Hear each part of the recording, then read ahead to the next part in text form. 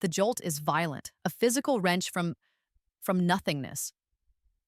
One moment, there's a cold, sharp agony in my back, the horrifying scrape of bone against marble, then a bloom of darkness. The next, I'm here. My eyes snap open. My own bedroom. Sunlight, pale and thin, slices through the gap in the curtains. I'm 16. My hands fly to my face, expecting the sticky warmth of blood, the jagged edges of torn skin. Nothing. Smooth. Young. Sage, are you going to sleep all day, you worthless girl? Mother's voice. Shrill, laced with its usual venom, piercing through the cheap wood of my bedroom door. Worthless. The word echoes. It's the last thing I heard, wasn't it? Her voice, hissing it over my broken body at the foot of the stairs. She was always worthless. Couldn't handle the pressure. My breath comes in ragged gasps. I'm sitting bolt upright in my single bed, the worn floral quilt clutched in fists so tight my knuckles are white. My heart hammers against my ribs like a trapped bird. I look at my hands again. They're shaking, but they're unmarred. No defensive wounds, no blood under the nails. I touch my neck, my ribs, whole. No phantom throb of shattered bones. 2 years, I'm 2 years younger. 2 years before Emma's hands, small and surprisingly strong, shoved me. Before the world tilted and the grand marble staircase of our supposed dream home rushed up to meet me with brutal finality. The memory, it's not hazy like a dream. It's crystal. Every detail is etched into my mind with the clarity of a fresh wound. The weight of Emma's hands, the flash of triumph in her eyes. Mother's carefully composed face as she coached the paramedics, spinning the lie of a tragic accident, a distraught girl overwhelmed by expectations. Sage, breakfast, now! Or do you expect to be waited on all day? Her voice again. The mundane tyranny of it makes my stomach churn. I swing my legs out of bed. The floorboards are cool under my bare feet. I walk to the small, cracked mirror above my dresser. A stranger stares back. 16 years old, pale, eyes wide with a terror that is 2 years too early or a lifetime too late. No scars. The prominent scar that should have curved from my temple, a memento from when Emma accidentally hit me with a hockey stick, isn't there? It will be in about 6 months if things follow the old script. But they won't. I won't let them. Downstairs, the scene is so familiar it's like watching a rerun of a show I despise. Emma, my golden-haired, perfect sister, is holding court at the breakfast table. She's 18 in this timeline, recounting some trivial school triumph. Head of the debate club, captain of the tennis team, some accolade that will make Mother beam. Oh, Emma, that's wonderful. You see, Sage? That's what ambition looks like. Your sister is going places. Mother sets a plate of burnt toast in front of me without a glance. Emma, her blue eyes sparkling with saccharine sweetness, offers me a tiny, pitying smile. Morning, Sage. Sleep well? She chirps. I don't answer. I just watch her. I watch the way her lips curve, the slight, almost imperceptible tightening around her eyes that I now recognize as calculation. She's already plotting. She's always plotting. Then, right on cue, the orange juice. Emma reaches for the pitcher, her movements just a little too broad, her elbow accidentally connecting with my glass. It tips, a wave of sticky orange liquid cascading over my history homework, the pages I stayed up until 2 a.m. completing. In my past life, I burst into tears. I remember the sting of humiliation as Mother scolded me for being clumsy, for placing my glass so precariously. This time, I just look at the spreading stain. Then I lift my gaze to Emma. A slow smile spreads across my face. Oops, I say, my voice flat. Emma's own smile falters, a flicker of confusion in those perfect blue eyes. Oh, Sage, I'm so sorry. I'm such a klutz sometimes. Don't worry about it. I reach into my backpack, pull out an identical, pristine set of homework pages, and place them on the table. I made a backup copy, just in case. The confusion in Emma's eyes deepens. Mother scowls. Well, some people have to work twice as hard just to keep up, I suppose, she mutters, turning back to lavish praise on Emma for managing not to spill anything. The dismissive tone, the casual cruelty, it's like a key turning in a lock. The memories, sharp and agonizing, flood back. not just the fall, the day of the fall. I'd found it tucked under Mother's lingerie, in her expensive mahogany dresser, the thick, creamy envelope with the Harvard crest. My acceptance letter. Early admission. Hidden. She'd hidden it for weeks. What is this? My voice trembled back then, holding it out. Mother snatched it, her face a mask of fury. You were snooping! How dare you go through my things? You hid my acceptance letter? The betrayal was a physical blow, stealing my breath. Emma drifted into the room, a concerned frown on her face. What's wrong, Mommy? Is Sage upsetting you again? She thinks she's going to Harvard, Mother sneered. As if. You're not college material, Sage. You never were. I was protecting you from disappointment. Protecting me? Or protecting Emma's chances? Afraid I'd outshine your precious prodigy? The words were bitter, fueled by years of suppressed resentment. That's when it happened. We were at the top of the main staircase, the one Mother was so proud of, the one that featured in all her boasts to her country club friends. I turned to face Emma, to plead with her, to make her understand. And then her hands were on my back, a firm, decisive push. The world spun. The shock of it, more than the impact that followed. The knowledge that my own sister, my own mother, wanted me gone, truly gone. As I lay there, consciousness fading, the pain a living thing, I heard Mother's voice, cold and clear.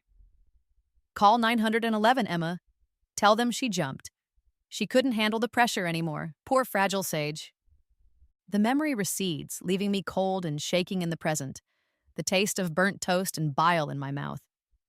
My family continues their toxic morning ritual, oblivious to the earthquake that has just occurred within me, or rather, the rebirth.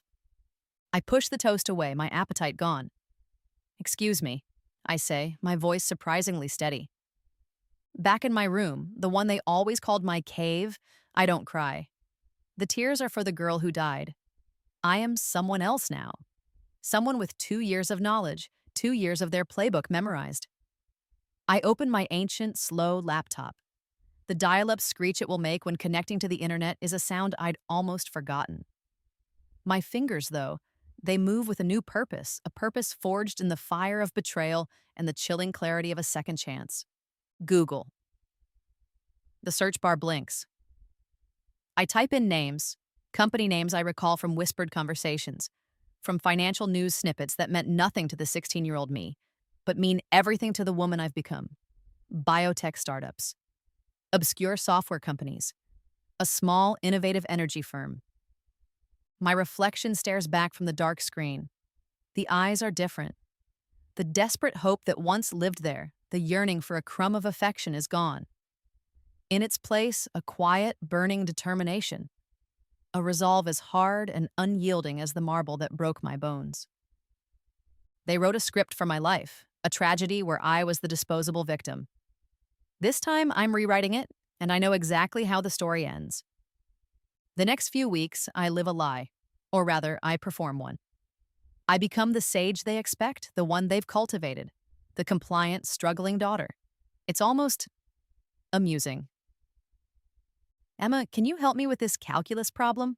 I just don't get it, I say one evening, my voice laced with just the right amount of bewildered frustration. I, who in my previous life aced calculus and tutored 3 other students for cash. Emma, ever magnanimous in her superiority, sighs dramatically. Oh, Sage, honestly, it's so simple. She then proceeds to explain it in the most condescending way possible, making sure to highlight my supposed stupidity. Thank you, Emma. You're so smart, I murmur, head bowed. I see the smug glance she shoots Mother. See? I'm still the brilliant one. She's still the dimwit. When college applications come up in conversation, as they inevitably do with Emma preening about her early acceptance to Yale, I turn to Mother. I don't even know where to start, Mom. Can you look out for me? Make sure I'm doing it right? Her expression is a perfect blend of pity and exasperation. Of course, dear, though let's be realistic, Sage. Maybe a nice community college? We don't want you getting in over your head. Whatever you think is best, I whisper, playing the part of the beaten-down, hopeless case. Their satisfaction is a palpable thing in the room. It's easy for them to believe in my inadequacy. They built it. But while I play the fool, I'm not idle. My ears are open. My mind, sharp from a future they can't imagine, is a sponge. Every evening at the dinner table, the conversation is a goldmine. John's having terrible cash flow problems at the firm, Father mutters one night, swirling his wine. This new merger, it's more complicated than we thought. I file that away. John was his business partner, the one who eventually pushed him out. In my past life, Father's financial ruin was a prelude to Mother's increased desperation, her amplified cruelty towards me. And that dreadful Mrs. Henderson is chairing the charity auction committee again, Mother complains, stabbing at her salad. She's always scrutinizing every little thing. I simply must make this year's auction the most successful one the country club has ever seen. Our reputation depends on it. Her social anxieties, her desperate need for validation from her peers. I remember how they twisted into weapons against me. Emma, meanwhile, is busy on her own front. You know, she says casually to her friend Chloe on the phone, loud enough for me to overhear from my room. I'm really worried about Sage. She's been acting so strangely, crying all the time. I think the pressure of senior year is getting to her. She might be having some kind of breakdown. The groundwork, she's laying it again, paving the way for them to explain away my inevitable failure, or perhaps my disappearance. Every word, every sigh, every dismissive gesture is logged, cataloged. I keep a small, encrypted digital journal on a USB drive I hide in a hollowed-out textbook. Dates, times, quotes, their cruelty, itemized. My secret growing weapon. One Saturday, Mother announces a grand decluttering. Sage, your room is a pigsty, and we need to get rid of all this old junk. I'm donating it to charity. She gestures vaguely towards a dusty corner of the attic where boxes are piled high. This is it, the opportunity. Okay, Mom, I say meekly. While she's downstairs, barking orders at Emma to sort through her designer clothes for donations. Read photo opportunities for her social media. I head to the attic. My heart beats a little faster. I know what I'm looking for. Among the moth-eaten baby clothes and forgotten Christmas decorations, I find them. 3 battered velvet-lined jewelry boxes. Grandmother Willow's collection. After she passed, Mother had wept crocodile tears, claiming the jewelry was worthless costume stuff, barely worth a few dollars. She'd said she'd donated it all to a church jumble sale. Another lie. My fingers tremble as I open the first box. A diamond brooch, antique and exquisite. A string of perfectly matched pearls. Emerald earrings that flash green fire, even in the dim attic light. I remember Grandmother Willow wearing these. She'd told me they were for me one day. In my past life, I believed Mother. I never questioned it. This time, I know better. That night, using a prepaid anonymous internet dongle I bought with my meager allowance, I meticulously photograph each piece.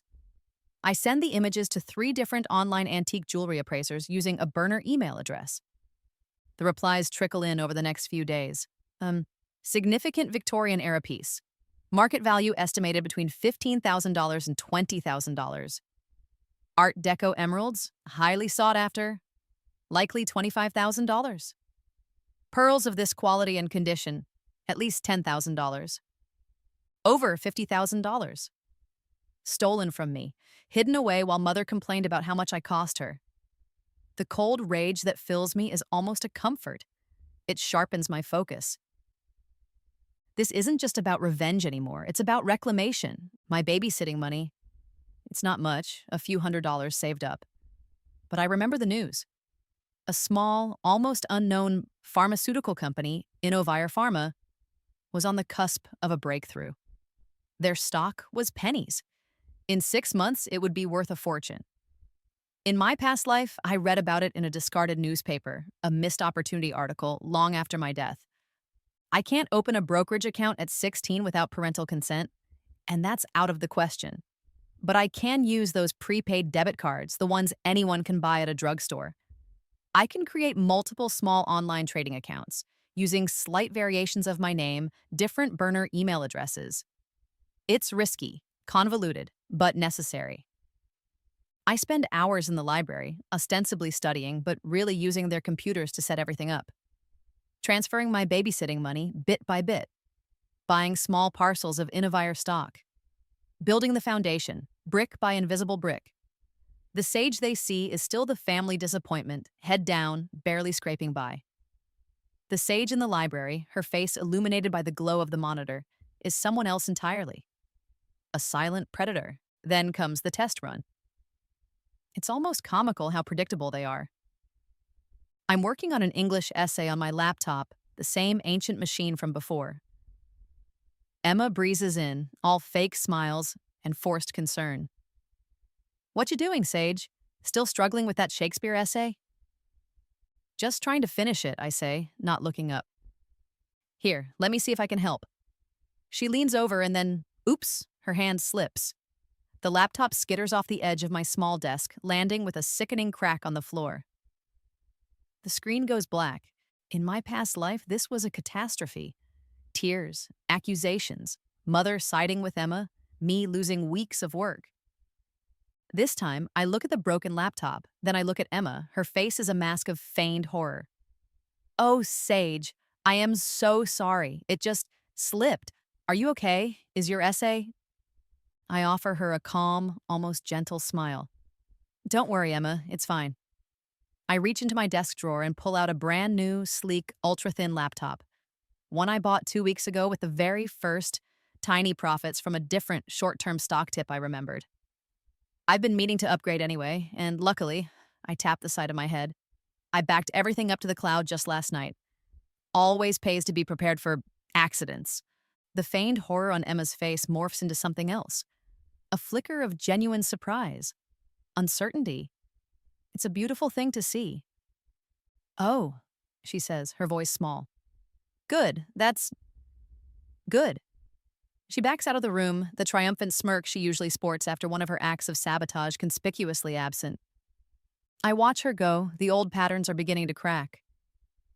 Just a little, but it's enough. The game has truly begun. And I'm not just a player this time. I'm the one writing the rules. The fall semester of my junior year begins, and with it, the relentless pressure of college applications. Or, as Mother calls it, Emma's Ivy League journey and Sage's attempt to find something suitable. Just as before, I diligently research universities, fill out preliminary interest forms, and request brochures. And just as before, they vanish. Mail addressed to me has a curious habit of disappearing from the hall table before I get home from school. Recommendation letter request forms I give to certain teachers. They never seem to make it to the counselor's office. In my past life, this drove me to a state of frantic anxiety. I hounded the mailman, pestered my teachers, convinced I was going mad or that the entire postal service and school administration were conspiring against me. The slow, dawning realization that it was my own mother systematically derailing my future was one of the most painful betrayals. This time, I expect it. I'm prepared. While I go through the motions of the official application process for their benefit, my real efforts are conducted in secret.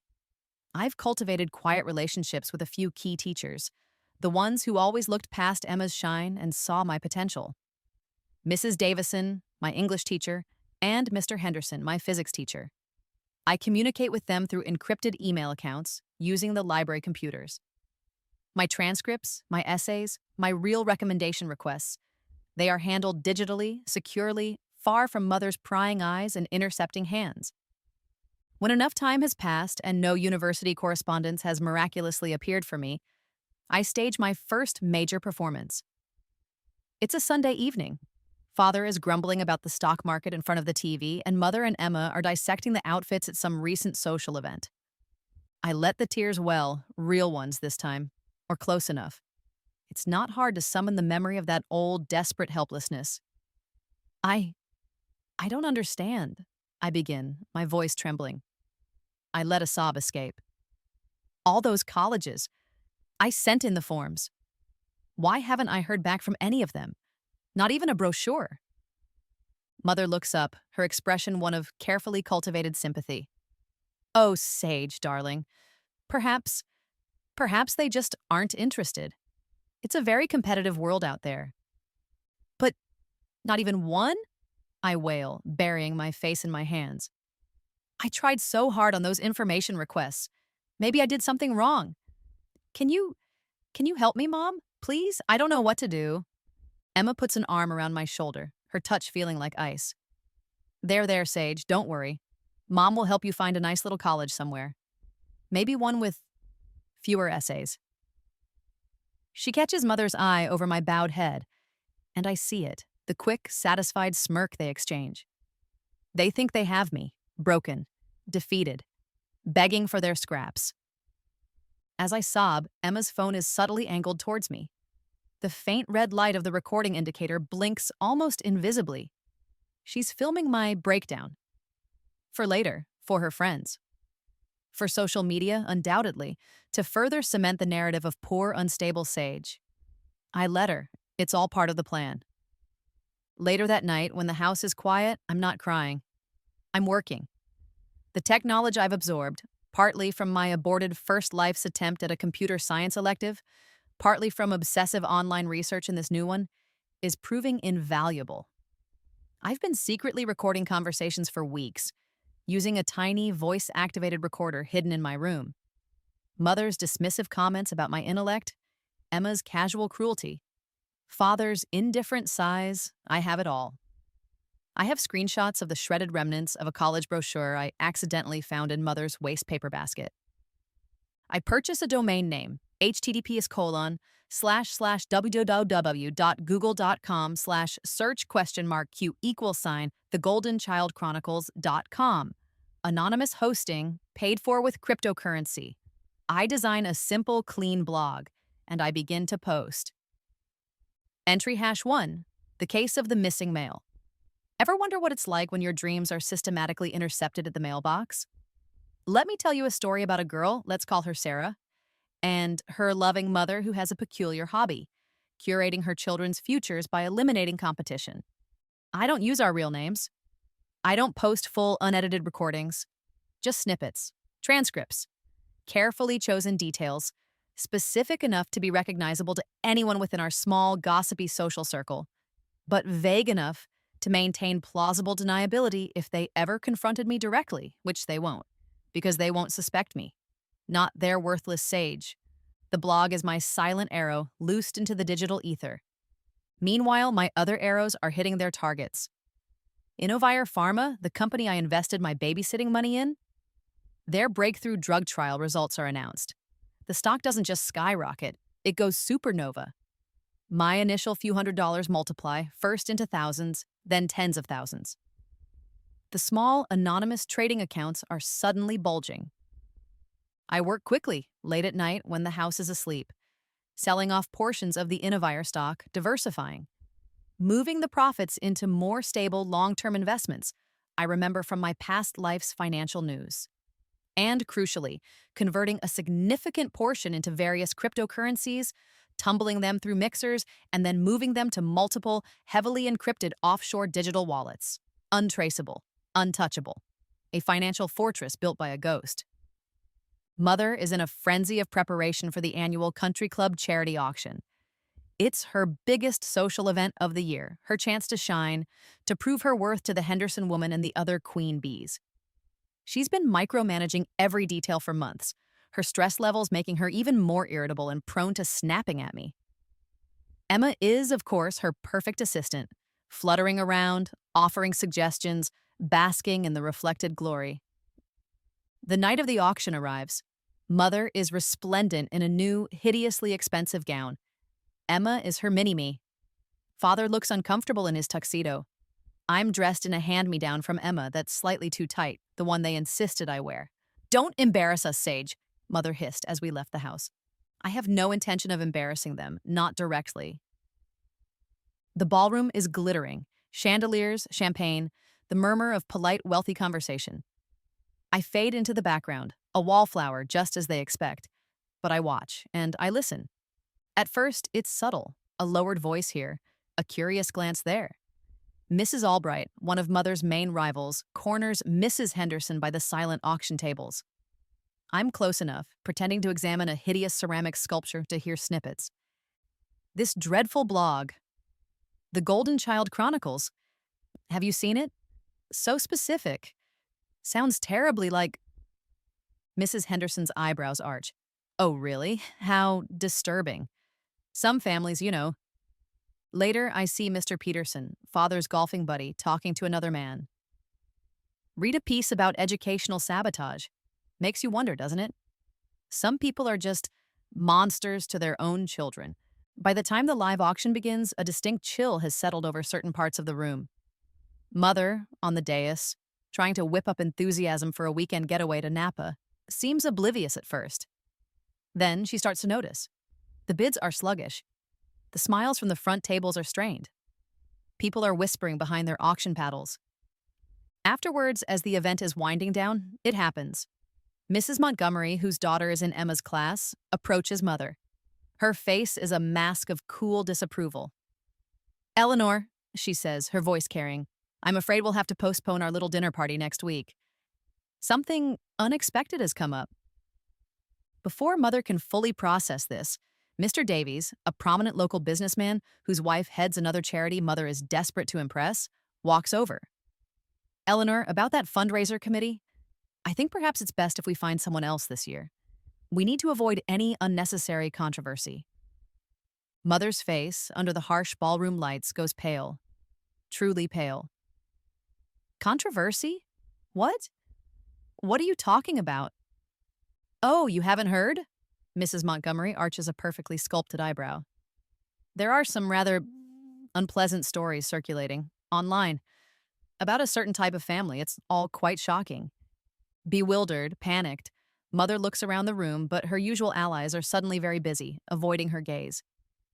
The social ground, her carefully constructed kingdom, is shifting beneath her feet. The first major hit, and she has no idea where the attack came from. Emma, standing beside her, looks equally stunned, her perfect smile frozen in place. I watch them from the shadows, a small, almost imperceptible smile playing on my own lips. The taste of retribution is quiet, and it is exquisitely sweet.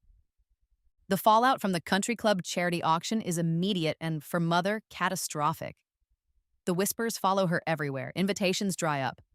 Her phone calls to her dear friends are met with cool politeness and abrupt ends to conversations.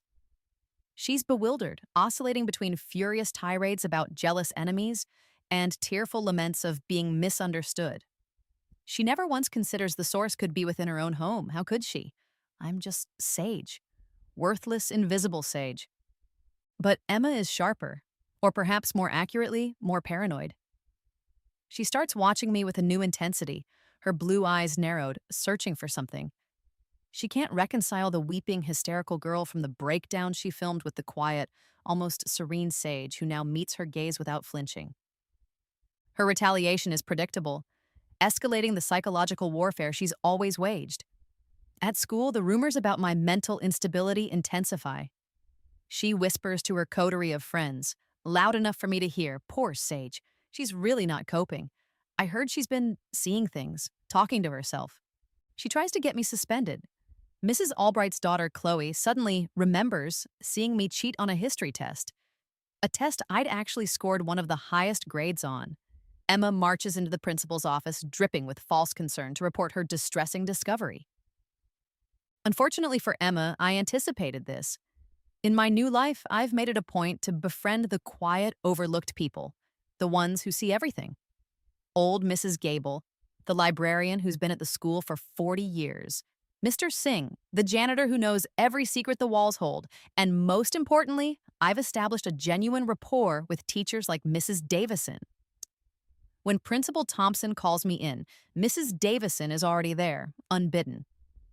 "Sage is one of my brightest, most honest students, Principal Thompson," Mrs. Davison says firmly, her gaze unwavering. "I proctored that history test myself. Sage was nowhere near Chloe Albright, and her exam paper was exemplary. Perhaps Chloe is the one we should be questioning about academic integrity." Chloe, under the combined weight of Mrs. Davison's stern disapproval and Principal Thompson's sudden scrutiny, crumbles, admitting Emma put her up to it. Emma receives a formal warning, the first crack in her perfect Golden Girl facade at school. I see the fury in her eyes when she glares at me in the hallway later. Good. Let her feel it. Her next target is my upcoming SATs. In my past life, this was a major source of anxiety. I studied frantically, but Emma's constant interruptions, lost study guides, and the general stress of our home life meant I underperformed. This time, I'm ready. The week before the exam, my expensive graphing calculator vanishes from my bag. My meticulously organized study materials are accidentally ruined when Emma spills a bottle of nail polish remover over them. She offers a flimsy apology, her eyes gleaming with unshed laughter. Oh, Sage, I'm so clumsy. How will you ever manage now? I just smile. Don't worry, Emma, I'll be fine. What she doesn't know is that for the past 3 months, I've been seeing a private SAT tutor twice a week. A brilliant retired math professor whose services I found online and pay for with the steadily growing profits from my secret investments. We meet at a quiet cafe near the library. He thinks I'm a scholarship kid from a disadvantaged background, trying to get a leg up. I don't disabuse him of the notion. When the SAT scores are released, my name is at the top of the school's list, 99th percentile. A score so dramatically improved from my PSATs, so unexpectedly high, that it sends a shockwave through the guidance office. It also makes Emma's recent sabotage attempts look even more glaringly obvious, more malicious. Teachers start to look at her differently. Students whisper. Mother is incensed. Not proud, incensed. How did you do this? She demands, waving my score report. You cheated, didn't you? You must have. I studied hard, Mother, I say calmly. Perhaps if you'd paid a little more attention, you'd have noticed. Sensing her control slipping away like sand through her fingers, Mother resorts to her bluntest instrument, confiscation. You're spending too much time on that wretched computer and that phone. It's clearly distracting you from whatever it is you do. I'm taking them away, for your own good, to help you focus. She reaches for my laptop. I don't resist. I simply slide a neatly printed document across the table towards her. What's this? She snaps, picking it up. Her eyes scan the page, her face pales again. That, Mother, I explain, my voice even, is a copy of a standard rental agreement, along with receipts for monthly payments I've been making to your and Father's joint household account for the past 6 months. For fair market value rent for my room, plus utilities.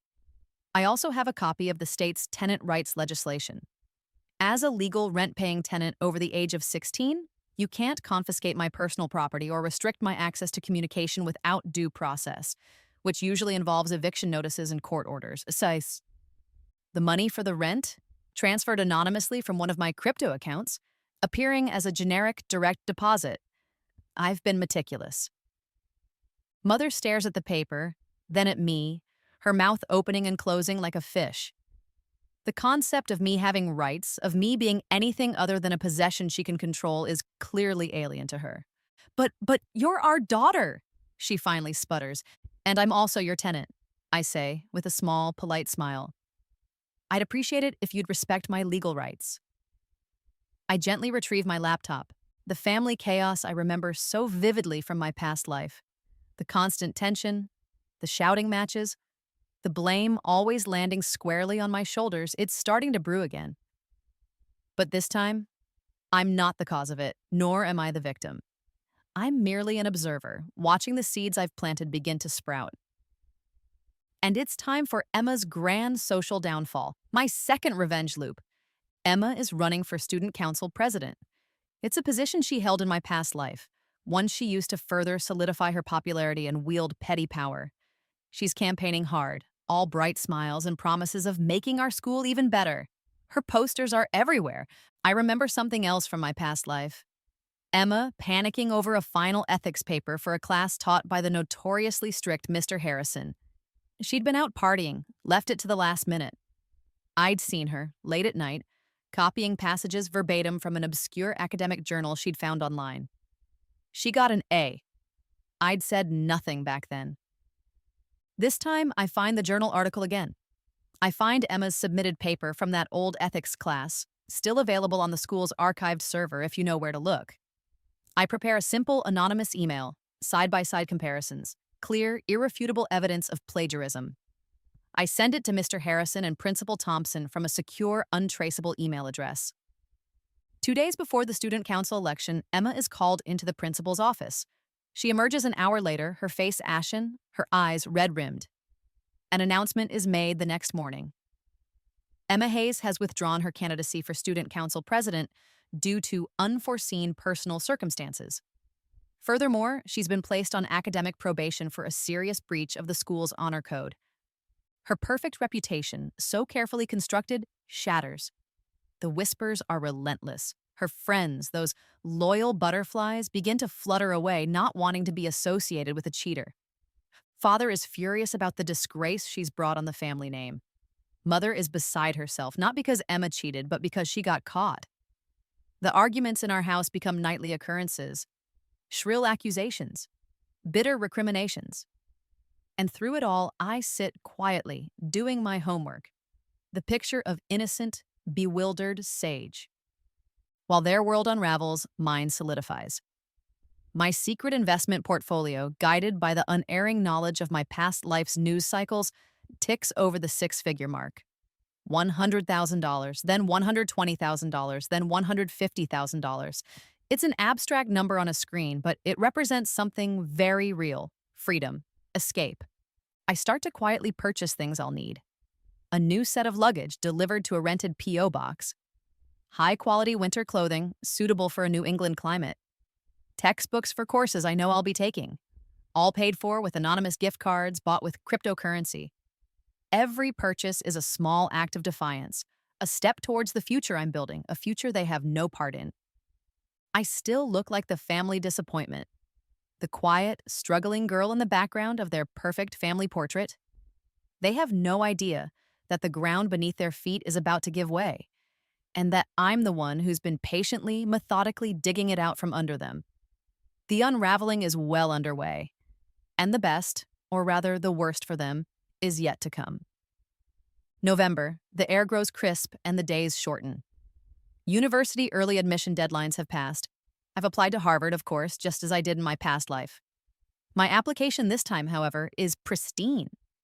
Genuine recommendations from teachers who respect me, not ones mother bullied or bribed. Essays that reflect my true intellect and passion, not the watered-down, self-deprecating versions mother helped me with. And, of course, my stellar SAT scores. The letter arrives on a Tuesday. Thick, creamy envelope, the crimson Harvard crest in the top left corner. I see it in the mailbox as I get home from school, before mother has a chance to sift through the day's deliveries.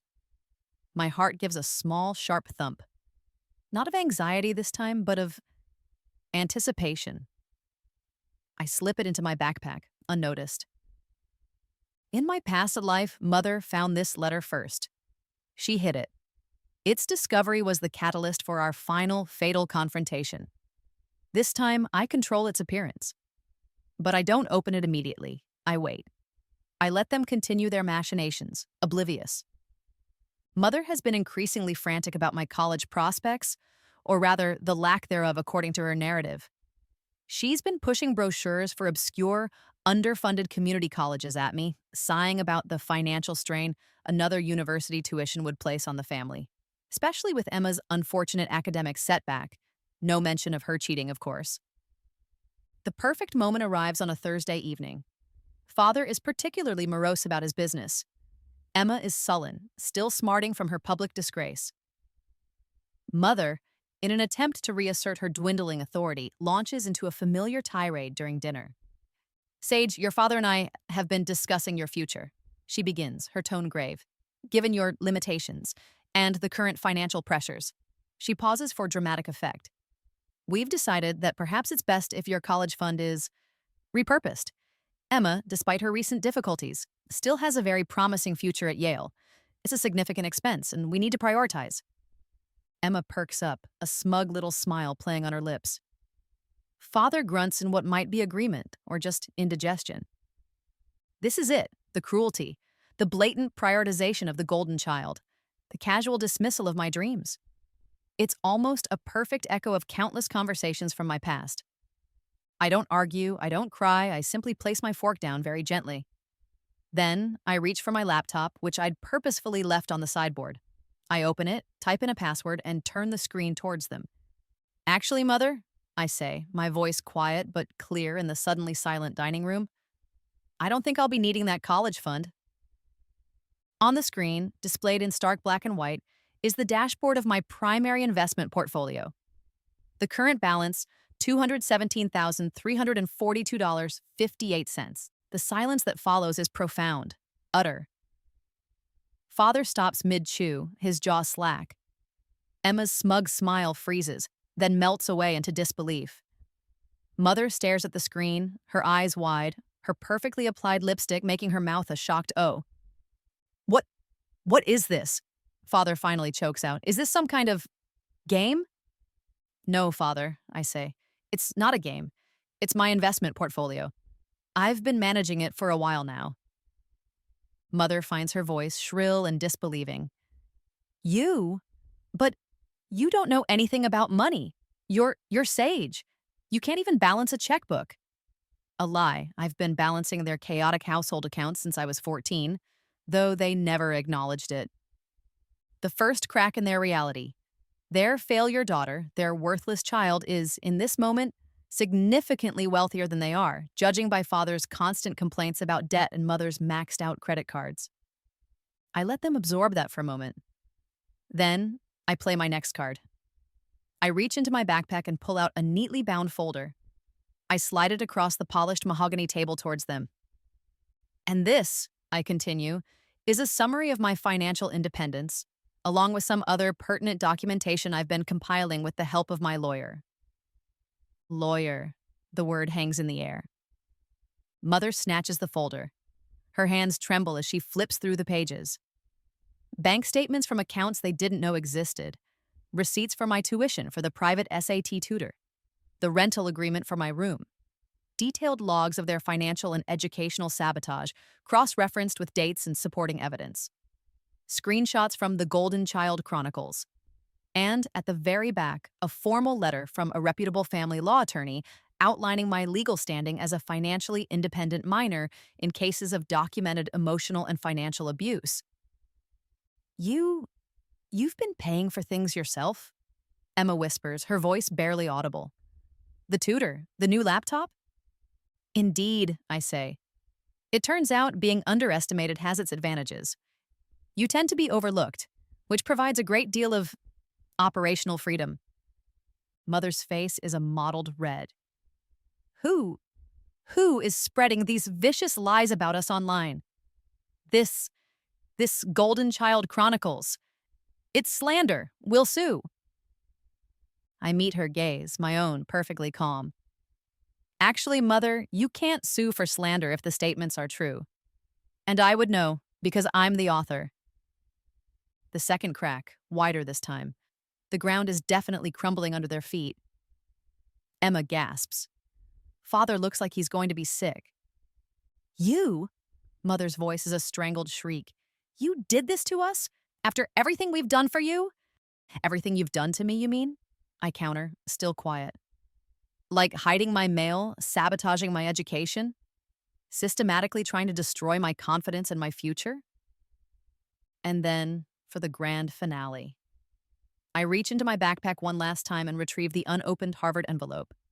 I slide it onto the table, on top of the damning legal documents. And as for college, Mother, I say, my voice gentle now, almost pitying, I won't be needing your help or your fund. You see, I received this today. Mother stares at the crimson crest, her eyes flickering between the envelope and my face. The dawning horror on her features is a sight I will cherish. I already know what it says, I tell them. I was accepted to Harvard, early admission, with a full academic scholarship based on my real achievements and my authentic recommendations. I've also secured a place in a freshman honors dorm and my deposit is paid. My flights are booked. I lean back in my chair. The dining room, once the stage for my daily humiliation, is now the scene of their utter devastation. The family that once controlled every single aspect of my existence. What I ate, what I wore, what I was allowed to dream. Suddenly, irrevocably, realizes they have absolutely no power over me whatsoever. The silence stretches, thick and suffocating, broken only by Mother's ragged breathing. The unveiling is complete, the power shift, absolute. The stunned silence in the dining room finally shatters. It's Mother, naturally, who breaks first. Her carefully constructed composure crumbles, and the raw, desperate core of her manipulative nature is laid bare.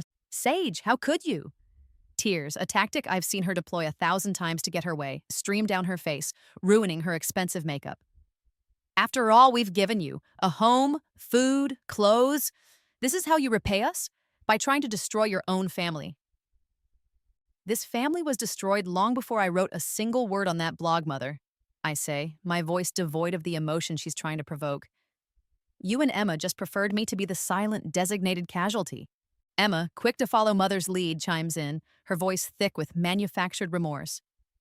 Sage, I'm so sorry. I didn't know what I was doing. I was young, stupid, pressured by Mom. I always loved you, really. We're sisters. She reaches a hand across the table as if to touch mine. I draw my hand back. Loved me, Emma. I raise an eyebrow. Is that why you pushed me down the stairs in my last life? Or were you just aiming for a broken leg that time too? The color drains from Emma's face. The mention of last life clearly throws her. But the memory of the push, the real one from my past, the one that killed me, that's what hits home. She knows. Deep down, she knows what she's capable of. Father, looking utterly defeated, finally speaks, his voice hoarse. Sage, this is a lot to take in. Your mother, Emma, they made mistakes. We all did. But this blog, these legal things, can't we just talk about this? Handle it privately? For the family's sake? The time for talking privately ended when you allowed my potential to be systematically suffocated for 18 years in one lifetime, and were well on your way to doing it again in this one, I state calmly. It ended when Mother hid my Harvard acceptance letter the first time, and when Emma put her hands on my back and decided my life was worth less than her ambition. I look at each of them in turn, my gaze unflinching. Let me be perfectly clear. In my previous life, which ended at the foot of that marble staircase 2 years from now in this timeline, you, Mother, staged my death as a suicide after Emma pushed me. You told the police I was worthless and couldn't handle the pressure. Your words, I remember them. The denial is immediate, hysterical from Mother, stammering from Emma. Father just looks older, grayer. You're insane, Mother shrieks. Making up these horrible stories. You were always prone to dramatics. Was I? I counter. Or was I just a convenient scapegoat? I have documented every instance of financial abuse, every act of educational sabotage, every piece of emotional manipulation in this lifetime. It forms a pattern, a clear, undeniable pattern of systematically destroying my opportunities since childhood. This was never about helping me or protecting me from disappointment. It was about maintaining your control and ensuring Emma always came out on top. I tap the folder on the table. It's all in there, for the lawyers, for the world to see if necessary. The fight seems to drain out of them, replaced by a desperate, grasping fear. What do you want, Sage? Mother whispers, her voice suddenly small, pleading. Money? Is that it? We can figure something out. I have my own money, Mother, more than you realize. Then delete the blog, she begs. Please, it's humiliating us. Our friends, they're shunning us. Withdraw the legal complaints, Father adds, his voice strained. We can try to be a family again, a real family. We can change, we promise. Emma nods frantically, tears now genuine, tears of fear for herself. Yes, Sage, we can be better. I'll be better. Just give us a chance. I look at them, these people who share my blood but not my heart. Their faces, stripped of their usual arrogance, are merely frightened and grasping. There's no love there, no genuine remorse. Only fear of consequences. And my answer is simple, devastatingly simple. No. The word drops into the silence like a stone. No? Mother echoes, disbelieving. No, I repeat, my voice steady. You had 2 lifetimes to love me properly. You chose cruelty, manipulation, and ultimately in one reality, murder. I will not give you a 3rd chance to destroy me. The blog stays. It will continue as a resource for other survivors of covert emotional abuse in families that look perfect on the outside. The legal documentation has already been filed with the appropriate authorities. My lawyer has copies of everything. And I will be graduating and I will be leaving for Harvard exactly as planned. Just without any of you in my life. The finality of it hits them. This isn't a negotiation, it's a verdict. The weeks that follow are a blur of consequences for them, a quiet, methodical dismantling of the life they knew. The viral blog, now openly attributed to Sage Willow, Harvard-bound survivor, I've started using my beloved grandmother's surname, becomes a sensation. It's picked up by online parenting forums, then by a few mainstream media outlets doing features on toxic family dynamics and academic pressure. Our town is small enough that anonymity is impossible once a few key details are out. Father's business partners, already wary due to his financial mismanagement, find the public scandal untenable. They quietly, but firmly, dissolve the partnership. He's left with a mountain of debt and a ruined reputation. Mother is asked to step down from her various charity committees. The country club membership is, regrettably, not renewed. Her social circle evaporates, leaving her isolated with her bitterness. Emma faces academic probation at Yale even before she sets foot there, the plagiarism charge from high school following her. Her carefully crafted image is in tatters. The whispers follow her, just as they once followed me. The local newspaper, after much discreet investigation, runs a sensitive but pointed feature about the hidden pressures and emotional abuse that can exist even in seemingly successful, affluent families. They don't use our names directly, but everyone knows. Our family becomes a cautionary tale. Through all of this, I remain untouched, cocooned by my lawyer and my own quiet resolve. I focus on my studies, on my preparations for Harvard. I legally change my surname to Willow. I find a small, furnished apartment near the Harvard campus, the lease signed, the deposit paid from my own accounts. The day before I'm due to leave for Cambridge, a single letter arrives for me, addressed to Sage Willow. It's from them. A joint effort, full of desperate apologies, pleas for forgiveness, promises of therapy, of change, of a fresh start. I read it once, my expression unreadable. Then, I do something the old Sage would never have dared. I don't burn it in anger. I don't tear it up in sorrow. I simply file it away in a folder marked closed. My belongings are already at my new apartment, shipped ahead. I have one suitcase. I walk out of that house, the house of so many nightmares, without a backward glance. I block their numbers. I instruct my lawyer to handle any further necessary communications. I leave them with their ruin, the one they so meticulously built for me, but which has now, justly, become their own. They had 2 lifetimes. They chose wrong. Both times. There will not be a third.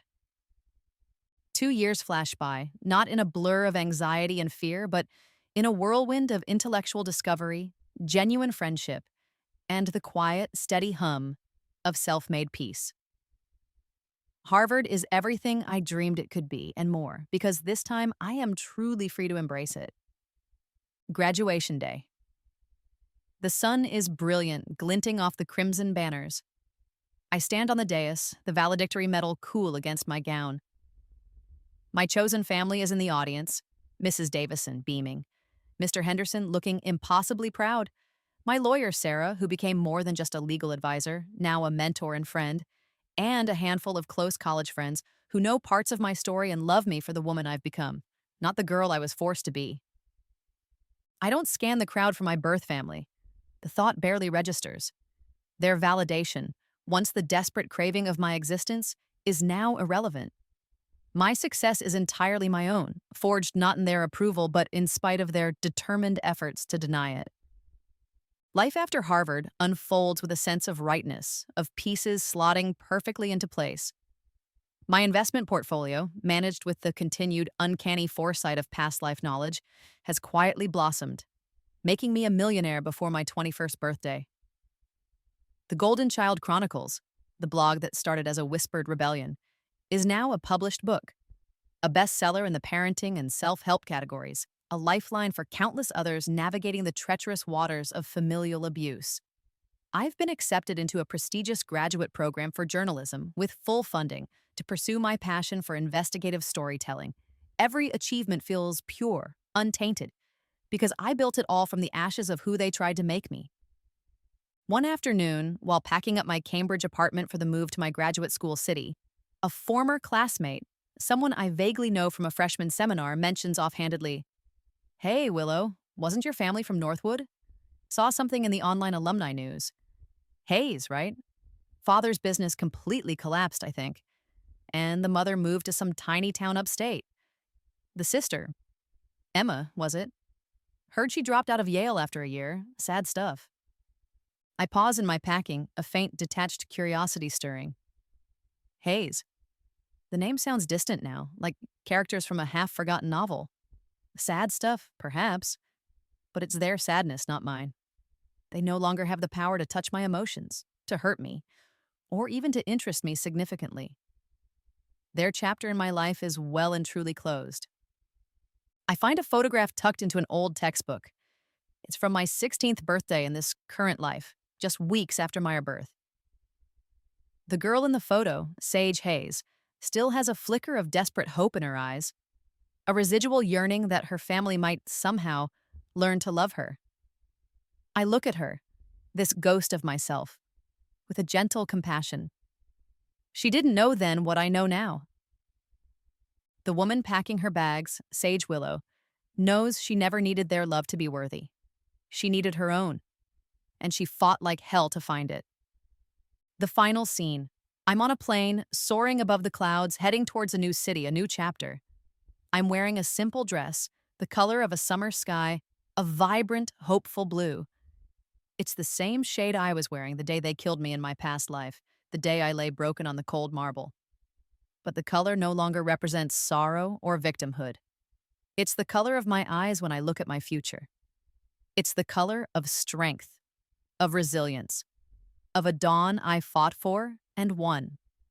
I have taken every color they tried to mute, every memory they tried to twist, every dream they tried to steal, and I have made them irrevocably, powerfully my own.